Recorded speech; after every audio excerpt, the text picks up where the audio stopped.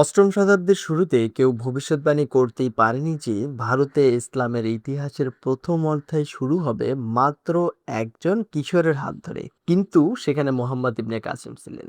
মাত্র 17 বছর বয়সে তিনি মুসলিম বিশ্বের একেবারে প্রান্তে সৈন্যদলের নেতৃত্ব দিয়েছিলেন। সিন্ধু নদের ওপারে ছিল প্রাচীন সভ্যতার উত্তরাধিকার, শক্তিশালী স্থানীয় রাজবংশ, সমৃদ্ধ বৌদ্ধ কেন্দ্র, সুরক্ষিত নদী তীরবর্তী শহর এবং সামুদ্রিক নেটওয়ার্ক যা শতাব্দীর পর এই বিশ্ব বাণিজ্যকে রূপ দিয়েছিল।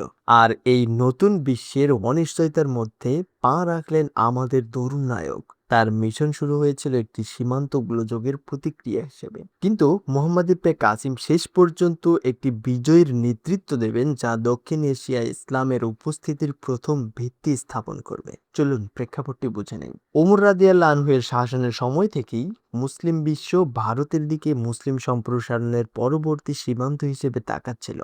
আসলে সুনানান নাসাইতে সাওবান রাদিয়াল্লাহু আনহু থেকে একটি হাদিস বর্ণিত হয়েছে, যেখানে আল্লাহ রাসূল সাল্লাল্লাহু আলাইহি ওয়াসাল্লাম তার উম্মতের দুইটি দলের জন্য দোয়া করেছেন, যাদের আল্লাহ জাহান্নামের আগুন থেকে মুক্তি দিবেন। একটি দল যারা হিন্দুস্তান বা ভারত জয় করবে, এবং অন্য একটি দল যারা ঈসা ইবনে মরিয়মের সাথে থাকবে। এবং বাস্তবে খোলাফায়ে রাশিদিনদের সময় থেকে ছোটখাটো সংঘর্ষ শুরু হয়েছিল। কান্দালিব নামে পরিচিত একটি ছোট্ট শহর, যা এখন বেলুচিস্তানে গান্ধাবা নামে পরিচিত। এই শহরটি মুলতান এবং অন্যান্য এলাকার সাথে সংযোগ স্থাপন করে। এই শহরটি আসলে ওমর রাদিয়াল্লাহু আনহু এর সময় জয় করা হয়েছিল। তবে ওমর রাদিয়াল্লাহু আনহু এর মৃত্যুতে সেনাবাহিনী ভারত থেকে ফিরে আসে এবং শহরটি আবার হাতছাড়া হয়ে যায়। ওসমান রাদিয়াল্লাহু আনহু এর সময়ে আরেকটি অভিযান বর্তমানে যা ভারত তার ভূমিতে পৌঁছেছিল, বেলুচিস্তানের মক্কার নামক স্থানে। তবে আবারও এটি এমন কিছু ছিল না যা মুসলমানরা দীর্ঘ সময় ধরে বজায় রাখতে পেরেছিলেন। মুয়াবিয়া রাদিয়াল্লাহু আনহু এর সময়েও কিছু অভিযান চালানো হয়েছিল, কিন্তু স্থায়ী কোনো অগ্রগতি হয়নি। ভারতীয় উপমহাদেশে প্রবেশের চূড়ান্ত প্রচেষ্টার আগে আরও 70 বছর সময় লেগেছিল। আর এটি ঘটেছিল তরুণ জেনারেল মোহাম্মদ ইবনে কাসিমের নেতৃত্বে। এই সময়ে আরব বণিকরা ভারতের সাথে বাণিজ্যে লিপ্ত হয়েছিল। এই বিজয়গুলো বোঝার জন্য আমাদের সেই সময়কালটি বুঝতে হবে। এটি ছিল উমাইয়াদের যুগ, এবং তখনকার খলিফা ছিলেন অন্যতম বিখ্যাত ও শক্তিশালী পঞ্চম উমাইয়া খলিফা আব্দুল মালিক ইবনে মারওয়ান। আব্দুল মালিকের একজন শক্তিশালী, কুখ্যাত ও কঠোর জেনারেল ছিলেন হাজ্জাজ ইবনে ইউসুফ, যিনি উমাইয়াদের বিরুদ্ধে অসংখ্য মুসলিম এবং এমনকি পরহেজগার মুসলিম বিদ্রোহ ও বিরোধীদের দমন করেছিলেন। সবচেয়ে উল্লেখযোগ্যভাবে হাজ্জাজ ছিলেন সেই ব্যক্তি যিনি খলিফা আবদুল্লাহ ইবনে আল জুবায়েরের বিরুদ্ধে যুদ্ধ করেছিলেন। আর এই বিজয়ের পর হাজ্জাজকে সাম্রাজ্যের পূর্ব অঞ্চলের শাসনভার দেওয়া হয়। এই কারণেই তিনি উমাইয়াদের সম্প্রসারণ অব্যাহত রাখতে তাঁর লেফটেন্যান্টদের পাঠাতে শুরু করেন। হাজ্জাজ বর্তমান আফগানিস্তান, বর্তমান উজবেকিস্তান এবং হ্যাঁ, ভারতে অভিযান পাঠিয়েছিলেন।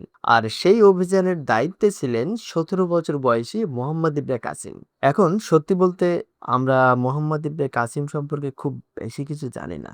আমরা জানি যে তিনি 694 হিজরির দিকে তায়েফে জন্মগ্রহণ করেছিলেন, এবং তিনি সাকিফ নামক শক্তিশালী গোত্রের অন্তর্ভুক্ত ছিলেন। আমরা এটাও জানি না যে তিনি হাজ্জাজ ইবনে ইউসুফের সরাসরি আত্মীয় ছিলেন। কেউ বলেন তিনি ভাতিজা ছিলেন। আর এই কারণেই হাজ্জাজ তাকে এতটা বিশ্বাস করতেন। মুহাম্মদ ইবনে কাসিম একটি বড় বাহিনী নিয়ে ভারতের দিকে দক্ষিণমুখে রওনা হন, যাতে প্রায় 6,000 সিরীয় আরব এবং আরও 6,000 অন্যান্য গোত্রের লোক ছিল। অর্থাৎ এই বাহিনীতে 12,000-এরও বেশি মানুষ ছিল। ইতিহাসবিদ ফিলিপ হিট্টি উল্লেখ করেন যে হাজ্জাজ তার যে জেনারেল সবার আগে পৌঁছাতে পারবে তাকে চীনের শাসনভার দেওয়ার প্রতিশ্রুতি দিয়েছিলেন। এটি ছিল কুতাইবা এবং মুহাম্মদ ইবনে কাসিমের মধ্যে একটি প্রতিযোগিতা, তবে তাদের কেউই আসলে চীনে পৌঁছাতে পারেননি, এবং সেই সময়ে চীন নাগালের বাইরেই থেকে গিয়েছিল। কিছু উৎস মুহাম্মদ ইবনে কাসিমের ভারতে প্রবেশের পিছনে একটি বীরত্বপূর্ণ উদ্দেশ্যকেও ইঙ্গিত করে, আর তা হলো কিছু মুসলিম নারীদের অপমানের প্রতিশোধ নেওয়া, যারা ভারতীয় উপকূলে জলদস্যুদের হাতে পড়েছিল। আবার কিছু আধুনিক ইতিহাসবিদ যুক্তি দেন যে উমাইয়াদের একটি অর্থনৈতিক উদ্দেশ্যও ছিল, যাতে তারা ভারতে পৌঁছাতে পারে, মুসলিম সীমান্ত সুরক্ষিত করতে পারে এবং জিডিপি বৃদ্ধি করতে পারে। যাই হোক না কেন, মুহাম্মদ ইবনে কাসিম বর্তমানে যা বেলুচিস্তান এবং মকরান এলাকা সেখানে পৌঁছান। তিনি সিন্ধু অঞ্চল জয় করতে শুরু করেন, যা সিন্ধু নদের নিম্ন উপত্যকা এবং বদ্বীপ এলাকা। এটি 712 হিজরির কাছাকাছি সময়ে ঘটেছিল। সেখান থেকে সিন্ধুর বাকি অংশ জয় হতে শুরু করে এবং 2 বছরের মধ্যে এই অঞ্চলের বড় অংশ মুহাম্মদ ইবনে কাসিমের শাসনে চলে আসে। এই সম্প্রসারণ মুলতান পর্যন্ত পৌঁছায়, যা বর্তমান পাঞ্জাব অঞ্চল। এতে বর্তমান হায়দ্রাবাদ তথা পাকিস্তানের হায়দ্রাবাদও অন্তর্ভুক্ত ছিল। এছাড়া ছিল দেবল বা দেবাল নামক সমুদ্র বন্দর। এই দেবাল বর্তমানে করাচি যেখানে অবস্থিত তার থেকে প্রায় 1 ঘন্টার দূরত্বে। দেবাল সেই সময়ে অন্যতম প্রধান বাণিজ্যিক শহর ছিল এবং সেখানে বৌদ্ধ বণিক ও কারিগররা বসবাস করত। মুহাম্মদ ইবনে কাসিমের কাছে রসদ এবং গোলা বারুদ সমুদ্রপথে পাঠানো হতো। এই মিশনের উদ্দেশ্য শুধু ইসলামের প্রচার বা প্রতিশোধ নেওয়াই ছিল না, বরং মকরান উপকূলের জলদস্যুতা দূর করা, নতুন বাজার উন্মুক্ত করা এবং মুসলিম অর্থনীতিকে সুসংহত করা ছিল। করাচির বাইরের দেবলে মুসলমানরা 500 জন মানুষের দ্বারা পরিচালিত বড় পাথর নিক্ষেপকারী যন্ত্র মানচানিক ব্যবহার করেছিল। আধুনিক ইতিহাসবিদরা বলেন এটি 3 মেট্রিক টন ওজনের সমান পাল্টাপাল্টি ওজন সম্পূর্ণ ছিল এবং এর পাল্লা ছিল কয়েকশো মিটার। 712 খ্রিস্টাব্দে একটি চুক্তির মাধ্যমে স্থানীয়রা আত্মসমর্পণ করে। তবে অলুরে অবস্থিত ব্রাহ্মণ রাজা দাহির আত্মসমর্পণ করতে অস্বীকার করেন। সেই অঞ্চলের একটি জাতিগোষ্ঠী জাটদের একটি বড় অংশ আটক করা হয় এবং হাজ্জাজ ইবনে ইউসুফের কাছে পাঠানো হয়। সিন্ধু এবং মকরান যখন আরবদের দাসে পরিণত করছিল, তখন জাটদের অধিকাংশই শেষ পর্যন্ত ইসলাম গ্রহণ করে। এরপর মুহাম্মদ ইবনে কাসিম মেদ নামক আরেকটি জাতিগোষ্ঠীকেও দমন করেন, যারা সমুদ্রের জলদস্যুতায় লিপ্ত ছিল। তবে এটি গুরুত্ব দিয়ে বলা প্রয়োজন যে মুহাম্মদ ইবনে কাসিম জোরপূর্বক গণধর্মান্তরের চেষ্টা করেননি। যারা স্বেচ্ছায় ইসলাম গ্রহণ করতে চেয়েছিল তারা বাদে বাকিদের তিনি তাদের প্রাচীন বিশ্বাসের উপরই ছেড়ে দিয়েছিলেন। ভারতের প্রাথমিক ইতিহাসবিদ আল বিরুনি এটি নথিবদ্ধ করেছেন। মুহাম্মদ ইবনে কাসিম স্থানীয় হিন্দুদের আহলি কিতাব বা ঐশী কিতাবের অধিকারী হিসেবে গ্রহণ করার ক্ষেত্রে অত্যন্ত বাস্তববাদী ছিলেন। এটি উল্লেখ করা হয় যে তিনি হিন্দুদের সরাসরি বা পারসিকদের মতো বিবেচনা করছিলেন, যাদের ওমর ইবনে খাত্তাব রাদিয়াল্লাহু আনহু আহলে কিতাবের অন্তর্ভুক্ত করেছিলেন। এর মানে হলো তিনি হিন্দু ও বৌদ্ধদের তাদের নিজ নিজ ধর্মে থাকার অনুমতি দিয়েছিলেন এবং কেবল মুসলিম সাম্রাজ্যের সুরক্ষার বিনিময়ে জিজিয়া কর প্রদানের নিয়ম করেছিলেন।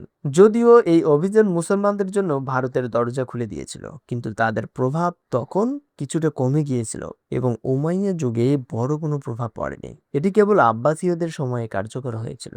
এর কারণ হলো মুহাম্মদ ইবনে কাসিমের সেনাবাহিনী ভারতে থাকাকালীন আরব ভূমিতে ক্ষমতার লড়াইয়ে জড়িয়ে পড়েছিল। দামেস্কে উমাইয়া রাজবংশের বিভিন্ন পক্ষের মধ্যে একটি ছোটখাটো সংঘর্ষ চলছিল, যা সরাসরি মুহাম্মদ ইবনে কাসিমের কার্যকারিতার উপরও প্রভাব ফেলেছিল। যখন খলিফা ওয়ালিদ ইবনে আব্দুল মালিক চেয়েছিলেন তার ছেলে আব্দুল আজিজ উত্তরসূরি হোক তার ভাই সুলাইমানের পরিবর্তে, যিনি উমাইয়া প্রথা অনুযায়ী প্রকৃত উত্তরাধিকারী ছিলেন, তখন হাজ্জাজ ভারতে থাকা বাহিনীকে লিখেছিলেন যাতে তারা সুলাইমানের সাথে সম্পর্ক ছিন্ন করে। কিন্তু ওয়ালিদের মৃত্যুর পর সুলাইমান খলিফা হিসেবে দায়িত্ব নেন।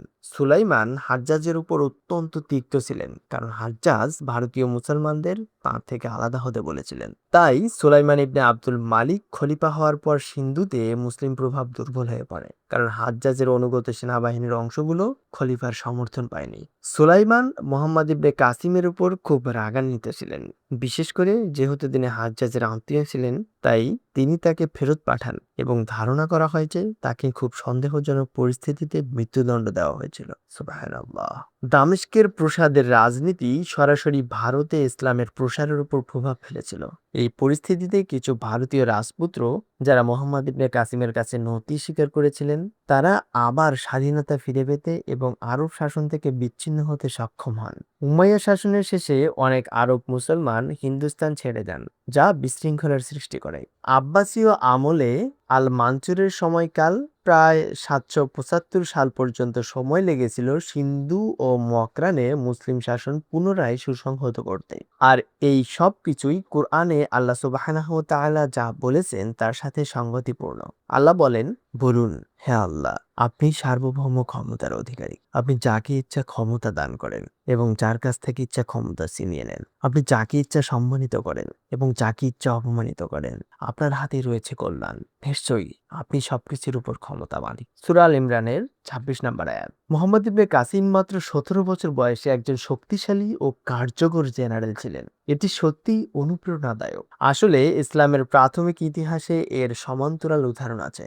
যখন রাসূল সাল্লাল্লাহু আলাইহি ওয়াসাল্লাম উসামা ইবনে জাবেদকে বাইজেন্টাইন বাহিনীর বিরুদ্ধে একটি অভিযানের প্রধান হিসেবে নিযুক্ত করেছিলেন, যদিও উসামা রাদিয়াল্লাহু আনহু এর বয়স ছিল মাত্র ১৮ বছর, আর তার নেতৃত্বে আবু বকর সিদ্দিক রাদিয়াল্লাহু আনহু এবং ওমর ইবনে খাত্তাব রাদিয়াল্লাহু আনহু সেই অভিযান চালিয়ে গিয়েছিলেন।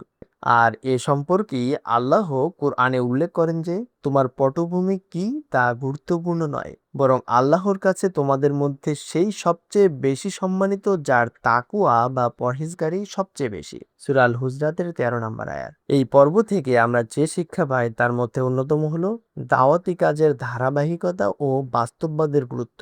একটি রাজনৈতিক পরিবর্তনের সাথে সাথে সমাজ রাতারাতি বদলে যায় না, বরং বিশ্বাসের প্রতি অঙ্গীকারবদ্ধ হতে সময়ের প্রয়োজন হয়। সেটি ধীরে ধীরে ধর্মান্তরের মাধ্যমে হোক বা অবহেলার পর ধর্মীয় অনুশীলনে ফিরে আসার মাধ্যমে হোক, পরিবর্তন আনার ক্ষেত্রে একজনকে ধারাবাহিক হতে হবে। এটি আমাদের হিন্দু ধর্মকে আহলে কিতাবের মতো বিবেচনা করার ক্ষেত্রে মুহাম্মদ ইবনে কাসিমের বিচার বুদ্ধিও দেখায়। তাঁর ইসলামী আইনের একটি গতিশীল উপলব্ধি ছিল, যেখানে ইসলামের বাণীগুলো এমন নতুন পরিস্থিতিতে প্রয়োগ করা হয় যা ধর্মীয় গ্রন্থে স্পষ্টভাবে বলা নেই। কারণ কোরআন আহলে কিতাবদের অধিকার দেয়, কিন্তু হিন্দুদের কথা সরাসরি সেখানে উল্লেখ করা নেই। মুহাম্মদ ইবনে কাসিম এবং পরবর্তীতে হানাফি মাযহাব এটি গ্রহণ করেছিল যে সমস্ত বিশ্বাসী ঐতিহ্যকে আহলে কিতাবের মতো বিবেচনা করা যেতে পারে, আর তা না হলে সিন্ধু ও হিন্দে ইসলামের শক্ত অবস্থান তৈরি হতো না। এই অধ্যায়টি থেকে আমরা আরও শিখি যে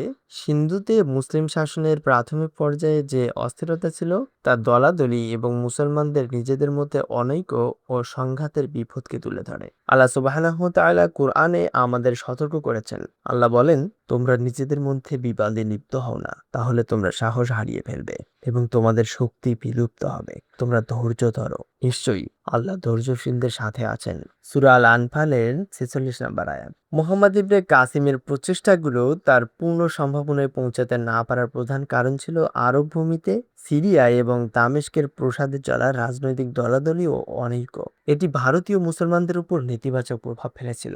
দলাদলি শেষ পর্যন্ত অনৈক্য এবং পতনের দিকে নিয়ে যায়, যতক্ষণ না পরবর্তীতে অন্য একজন খলিফার মাধ্যমে তা আবার পুনরুজ্জীবিত হয়। ইনশাআল্লাহ আমরা ভবিষ্যৎ পর্বে ভারতের মুসলমানদের প্রভাব এবং তাদের অনন্য সভ্যতা ও সংস্কৃতি সম্পর্কে আলোচনা করব। ততক্ষণ পর্যন্ত জাযাকাল্লাহ খয়রান। আসসালামু আলাইকুম ওয়া রাহমাতুল্লাহি ওয়া বারাকাতুহু।